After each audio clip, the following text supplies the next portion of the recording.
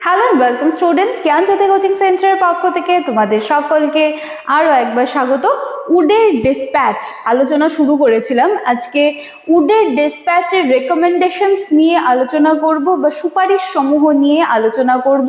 এক্সামের জন্য উডের ডিসপ্যাচ থেকে সুপারিশ সমূহ কিন্তু পড়তেই হবে, এটা কোনোভাবে কিন্তু তোমরা স্কিপ করতে যাবে না, ঠিক আছে? তাহলে বুঝতেই পারছো যে আজকে আমার ক্লাস বা আলোচনার বিষয় কতটা ইম্পর্টেন্ট হতে চলেছে।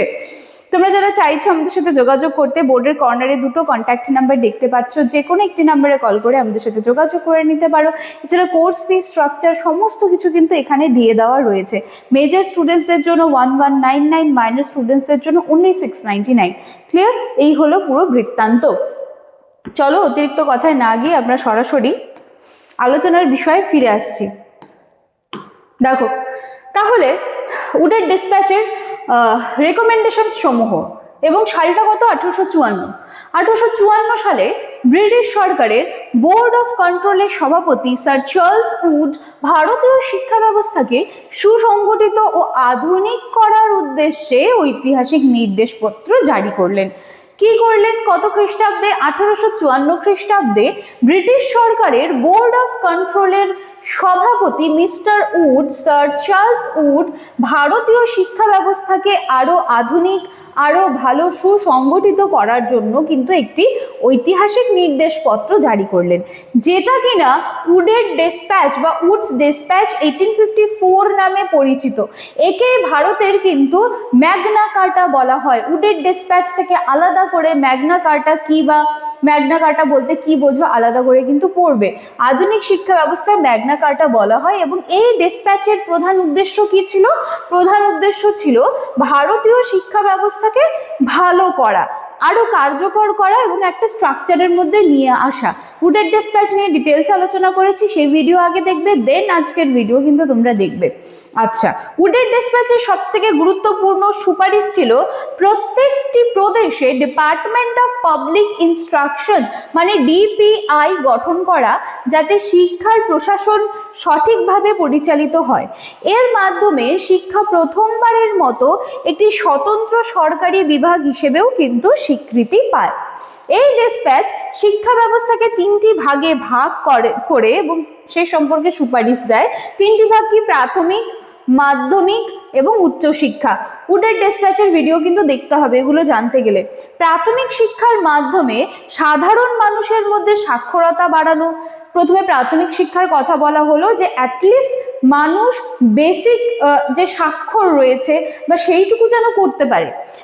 তারপর কি? মাধ্যমিক শিক্ষায় আধুনিক বিষয় অন্তর্ভুক্ত করা এবং উচ্চ শিক্ষার জন্য বিশ্ববিদ্যালয় প্রতিষ্ঠার কথা বলা হয়েছিল।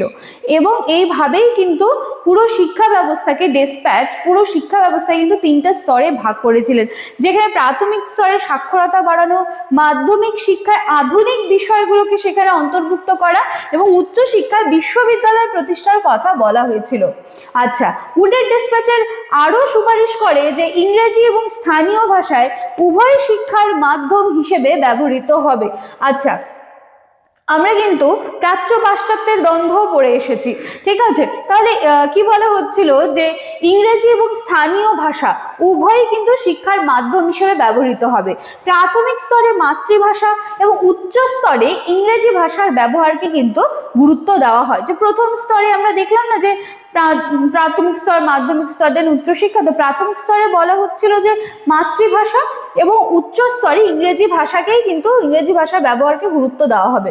উচ্চশিক্ষার প্রসারের জন্য কলকাতা, বম্বে, মাদ্রাজ বিশ্ববিদ্যালয় স্থাপনের কথা বলা হয়, যেটা পরবর্তীতে 1857 সালে সেইটা গিয়ে কিন্তু বাস্তবায়িত হয়।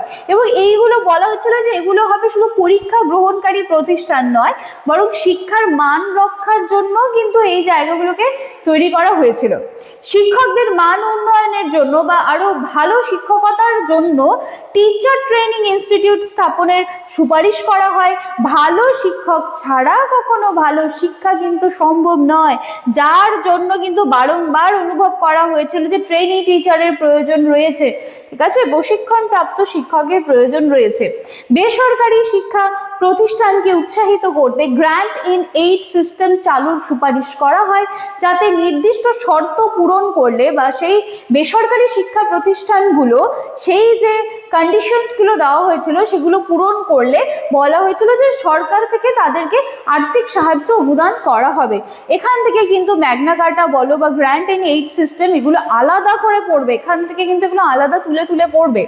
আর কি মহিলা শিক্ষার উপর বিশেষ গুরুত্ব দেওয়া হয়, মেয়েদের জন্য আলাদা বিদ্যালয়, মহিলা শিক্ষিকা নিয়োগ এবং নারী শিক্ষার প্রসারের কথাও কিন্তু বলা হয়। এর পাশাপাশি প্রযুক্তিগত বৃত্তিমূলক শিক্ষা বা ভোকেশনাল অ্যান্ড টেকনিক্যাল এডুকেশনের প্রয়োজনীয়তা উল্লেখ করা হয়, যাতে কি হয় শিক্ষার্থীরা তাদের কর্মজীবনের জন্য কিন্তু প্রস্তুত হতে পারে।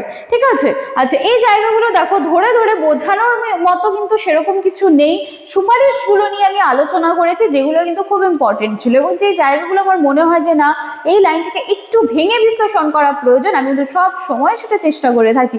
তো ভিডিওটি ভালো করে দেখলেই কিন্তু তোমরা রেকমেন্ডেশনসগুলো অ্যাটলিস্ট ক্লিয়ার করে নিতে পারবে। তো এই ছিল আজকে আমার ক্লাস বা আলোচনার বিষয়, এক্সামের জন্য এটা খুব ইম্পর্টেন্ট। ম্যাগনা কার্টা বলো, গ্র্যান্ট এন্ড এইড সিস্টেম বলো, এখান থেকে কিন্তু এগুলোকে তোমরা আলাদা করে ধরে ধরে পড়বে। তো এই হলো আজকে আমাদের ক্লাস বা আলোচনার বিষয়। ভিডিওটি ভালো লাগলে ভ্যালুয়েবল কমেন্টসগুলো কমেন্ট সেকশনে রেখে যেতে ভুলবে না। দেখা হচ্ছে আবার নেক্সট ক্লাসে। Thank you.